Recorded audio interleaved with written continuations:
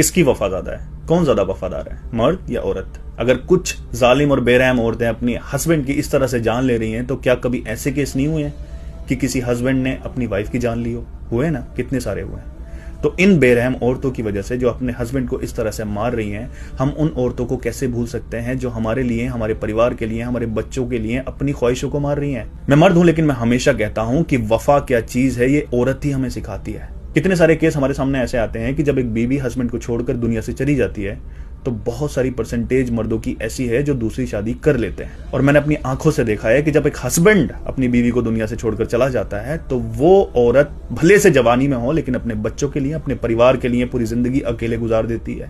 कितने सारे लोग बोल रहे हैं कि हम तो शादी नहीं करेंगे, अब तो शादी से डर लग रहा है, अब तो कुआरे ही रहेंगे। अरे भाई, रह लो कुआरे, लेकिन एक बात याद रखना, एक वक्त ऐसा आता है इस उम्र में कि वहां पर सिर्फ हमसफर साथ देता है। नो मैटर कि आप किस परिवार से बिलोंग करते हो, जो साथ आपका एक हमसफर दे देगा, जो हक आप उस पर जता दोगे, आप दुनिया में किसी पर नहीं जता पाओगे। और वफा की एक मिसाल थी ना कि वो कैंसर पेशेंट था, उसकी वाइफ ने पूरा टाइम, पूरी जिंदगी उसकी सेवा में उसको क्योर करने के लिए लगा दी, और फिर भी वो दुनिया से छोड़कर चला गया। और क्या वो लेडी के साथ हम इंसाफ कर रहे हैं? मेरे पास भी बहुत सारे कमेंट और मैसेज आ रहे हैं कि आप भी उसी की तरह ऑफिसर हैं, घर संभल के जाइएगा।